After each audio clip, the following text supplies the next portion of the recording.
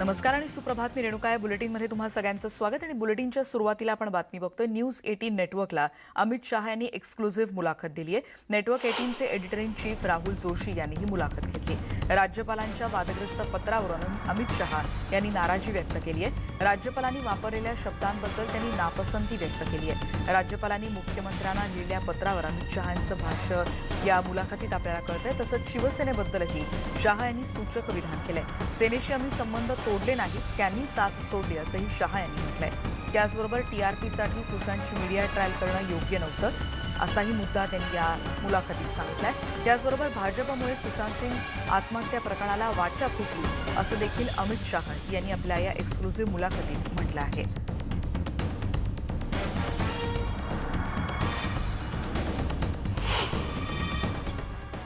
शिवसेना और भारतीय जनता पार्टी में बहुत ज़्यादा तनाव, बहुत ज़्यादा लड़ाई चल रही है पिछले कुछ महीनों से। वहाँ के गवर्नर भगत कोश्यारी जी ने कहा उद्धव ठाकरे जी से कि आप कब से सेक्युलर हो गए। अभी उनका कुछ दिनों पहले का बयान है।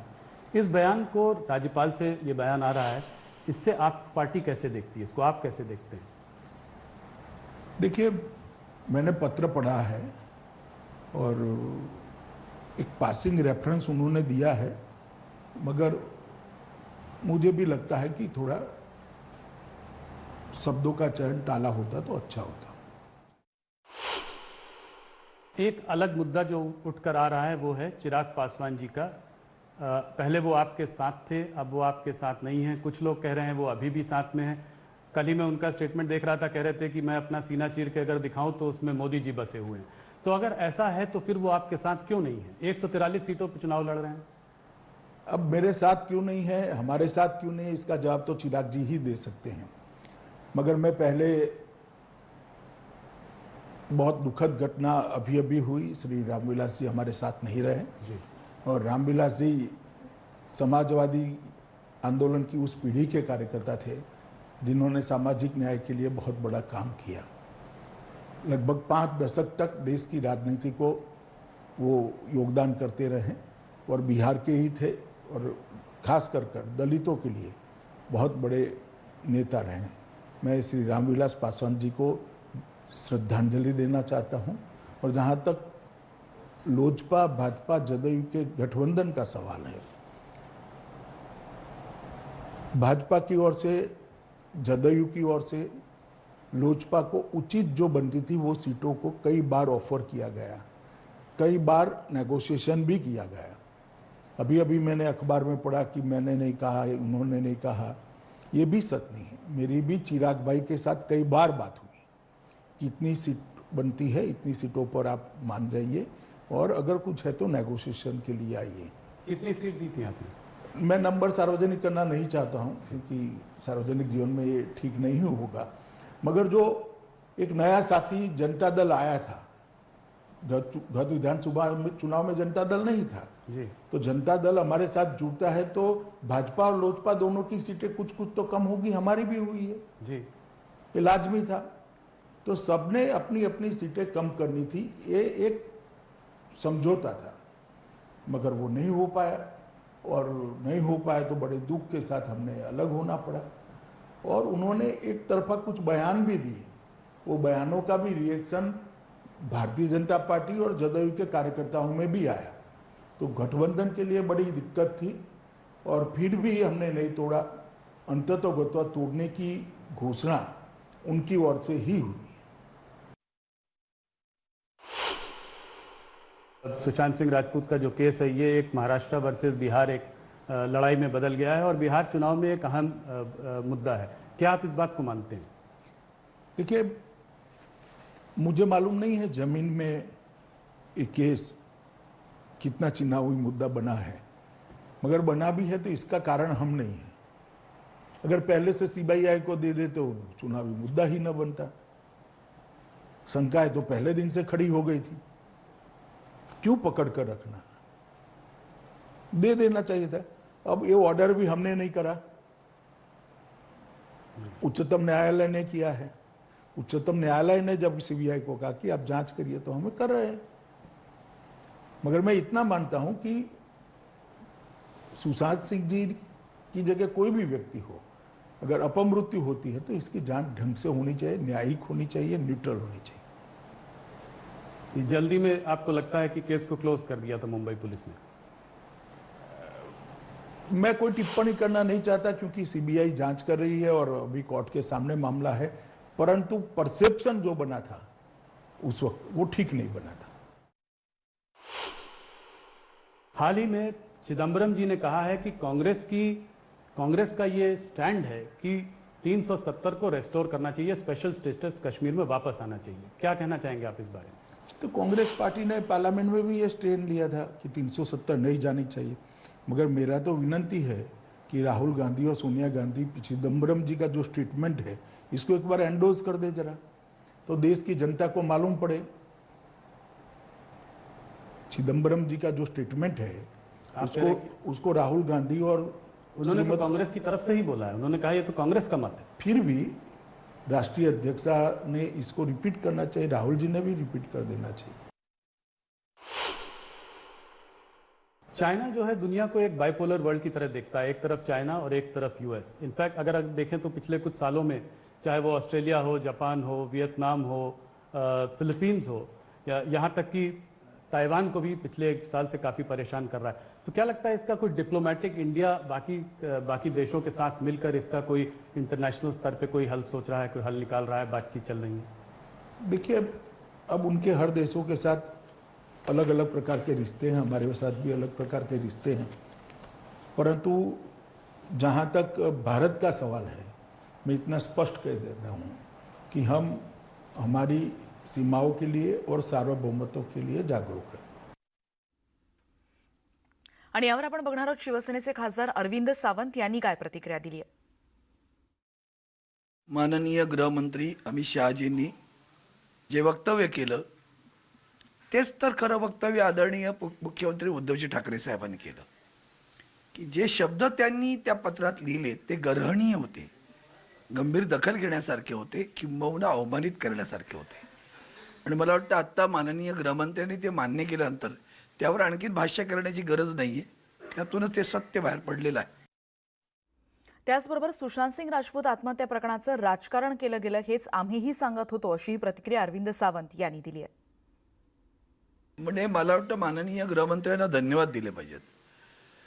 शिवसेना हेच तर सुरुवातीपासून सांगते ना की जेव्हा तुम्ही सुशांत सिंगच्या मृत्यूचं प्रकरण ज्या पद्धतीनं मुंबईचे पोलीस हाताळत होते तेव्हा फक्त त्याचा मृत्यू हाच एक विषय होता, आत्महत्या आहे की हत्या आहे, आणि त्यामुळे त्या दृष्टीने सगळं चाललेलं असताना मग आपणहून तुम्ही सीबीआय पाठवणं, ईडी पाठवणं, आणखीन काय एनसीबी पाठवणं, ह्या सगळ्या ज्या नार्कोटिक्सच्या टीमना पाठवणं, हा संबंध मूळ विषयापासून दुसरीकडे गेलेलं होतं।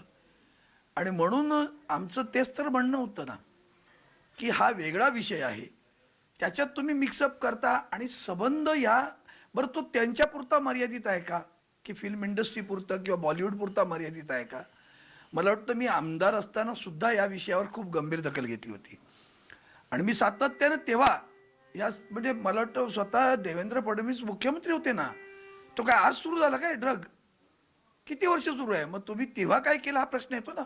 आणि म्हणून तो विषय जो माननीय अमित शहाजींनी आता जे वक्तव्य केलंय ते खरं आहे आणि तसाच पद्धतीनं त्याची चौकशी व्हायला हवी, किंबहुना त्याच्यावर खरंच नवीन पिढी बर्बाद होते असं एक भय वाटतं। त्यावर सरकारनं जोरकस पाऊल उचललं पाहिजे अशी मागणी मी या निमित्तानं करतो। आणि या संदर्भात आपण अधिक बोलणार आहोत। आमचे प्रतिनिधी विवेक कुलकर्णी आता आपल्या सोबत आहेत। आपण बघतोय विवेक की अशा पद्धतीने या मुलाखतीत अनेक मुद्द्यांवर अमित शहा यांनी भाष्य केलंय, काय काय प्रतिक्रिया मिळतात राजकीय वर्तुळातून?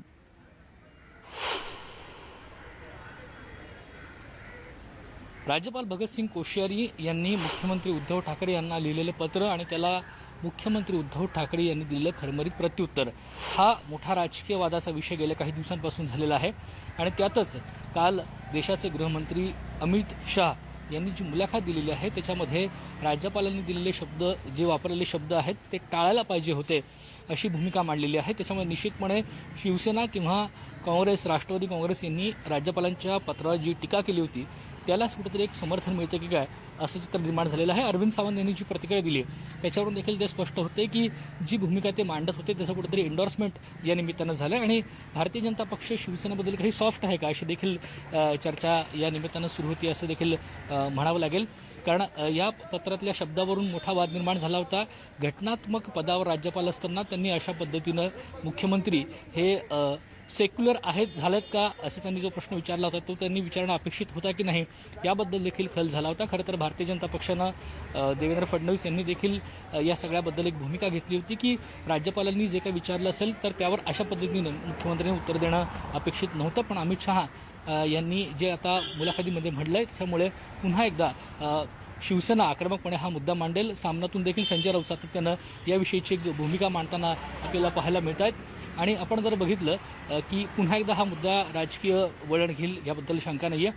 त्यासोबतच सुशांत सिंग राजपूत मृत्यू प्रकरणात देखील अमित शहा यांनी म्हटलेलं आहे की जो मुद्दा राज्याशी निगडीत आहे, जो मुद्दा बिहारशी निगडीत आहे, त्यात त्यांनी असं म्हटलं आहे की ह्या मुद्द्यामध्ये देखील थोडा वेळ राज्य सरकारकडून घेतला गेला. ही जर केस आधीच CBI दिली गेली असती आणि त्याच्या मृत्यूबद्दलचे शंका कुशंका सगळ्या दूर झाल्या असतात तर आत्तापर्यंत ज्या गोष्टी झाल्या त्या झाल्या नसत्या. शिवसेना मात्र त्यांच्या भूमिकेवर पुन्हा एकदा म्हणते की ह्या केसमध्ये मुंबई पोलिसांचा तपास योग्य होता, ते तपास योग्य पद्धतीने करत होते. पण अमित शहा यांनी देखील म्हटले की सुप्रीम कोर्टानं जो आदेश दिला त्याच्यानंतर आम्हाला ही CBI तपास द्यावा लागला आहे. त्यामुळे या दोन्ही वादाच्या मुद्द्यावर आणि त्याच्यासोबत भारत चीनचा मुद्दा असेल, भारत पाकिस्तान भारत चीनचा सीमावादाचा प्रश्न असेल, राहुल गांधींची काही भूमिका असेल, हाथरस प्रकरण असेल, या सगळ्या मुद्द्यांबद्दल अमित शहा यांनी विस्तृतपणे निश्चितपणे आपली भूमिका मांडलेली आहे. पण ह्या 2-3 गोष्टी राज्याच्या दृष्टीने महत्त्वाच्या आहेत. एक तर म्हणजे राज्यपालांच्या पत्रांसंदर्भात अमित शहा यांनी मांडलेली भूमिका, सुशांत सिंग राजपूत यांच्या प्रकरणात मांडलेली भूमिका आणि बिहारच्या निवडणुकीमध्ये आम्ही जदयूसोबतच आहोत, नितीश कुमार हेच राज्याचे मुख्यमंत्री म्हणून प्रोजेक्ट आम्ही 1 वर्षापूर्वी केलं होतं आणि ती आमची भूमिका कायम आहे.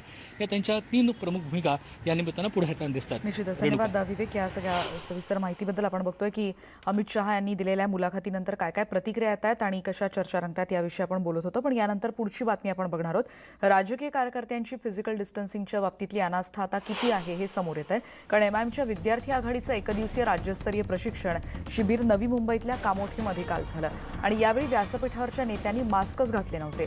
विद्यमान खासदार आणि माजी आमदारांना देखील मास्कचं गांभीर्य कळत नव्हतं का आणि त्यामुळे शिबिरात सहभागी झालेल्यांनी देखील मास्कचा वापर केला नाही आणि त्यात नवल वाटण्यासारखं काहीच नाही. कारण जर नेत्यांनीच मास्क लावला नव्हता तर कार्यकर्ते देखील त्यांनाच फॉलो करणार. पण कोरोनाचा धोका कायम असताना अशा प्रकारची हलगर्जी निश्चितच धोकादायक म्हणावी लागणार आहे. तेव्हा नेते आणि कार्यकर्त्यांची अक्षम्य बेपर्वाई कशी आहे हे या दृश्यांमध्ये स्पष्ट दिसतंय. MIMचं प्रशिक्षण शिबिर कामोठीमध्ये होतं. नवी मुंबईतल्या कामोठीमध्ये झालेल्या शिबिराची ही दृश्य आता आपण बघतोय. कोरोनाचं प्रमाण निश्चितच कमी होत आहे, पण याचा अर्थ असा नाही की कोरोनाचा संसर्ग पूर्णपणे कमी झालाय. प्रत्येकानं काळजी घेण्याची गरज आहे. पण या एकाही नेत्यानं मास्क लावलेला नाही आणि जेव्हा नेत्यांनीच मास्क लावलेला नाही तेव्हा कार्यकर्त्यांना सवाल तरी कोण करणार असा प्रश्न इथे उपस्थित होतोय. विद्यार्थी आघाडीचं एकदिवसीय राज्यस्तरीय प्रशिक्षण शिबिर पार पडलं तेव्हाची ही दृश्य आहेत.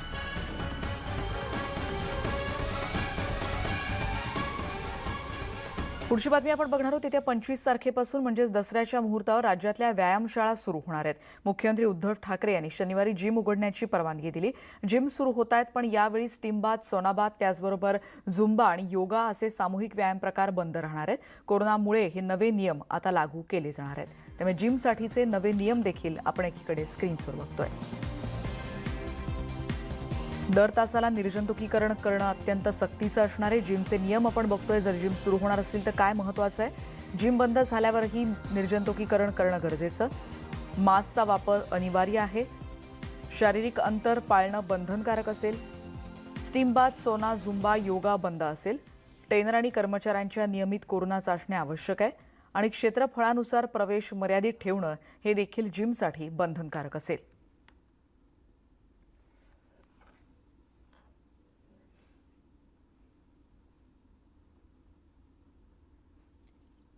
आणि यानंतर आपण पुढची बातमी बघणार आहोत रावेर हत्याकांडासंदर्भातली. कारण रावेर हत्याकांडाचा खटला फास्ट ट्रॅक कोर्टात चालवला जाणार असल्याचे आदेश गृहमंत्री अनिल देशमुख यांनी दिलेत. बोरखेडा हत्याकांड खटला लढवण्यासाठी अॅडव्होकेट उज्ज्वल निकम यांची नियुक्ती करण्यात आल्याचंही गृहमंत्र्यांनी म्हटलंय.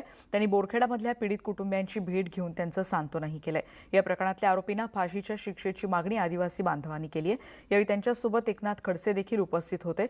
रावेरमध्ये 4 मुलांच्या निर्घृण हत्येनं राज्य हादरलंय. 2 मुली आणि 2 मुलांची कुऱ्हाडीनं घाव घालून निर्दयी हत्या करण्यात आल्यामुळे मोठी खळबळ उडाली आहे.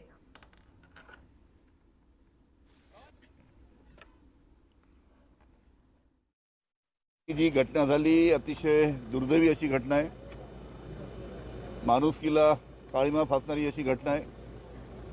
आणि या घटनेमध्ये आमच्या पोलिसांनी अतिशय चांगल्या पद्धतीने तपास केलेला आहे. पॉझिटिव्ह एव्हिडन्स मिळालेला आहे.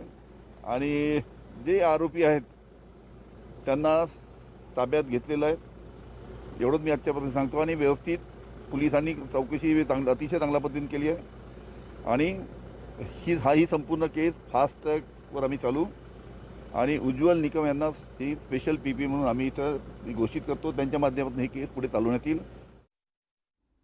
रावेर शहरापासून 1 किलोमीटर अंतरावर असलेल्या एका शेतामध्ये सालदार असणाऱ्या दाम्पत्याच्या 4 लहानग्यांचा कुऱ्हाडीनं गळा चिरून निर्घृण खून करण्यात आला. आणि यामागचं कारण मात्र अजूनही स्पष्ट झालेलं नाही. पण या हत्येनं अख्खा महाराष्ट्रासह मध्य प्रदेशात खळबळ उडाली आहे.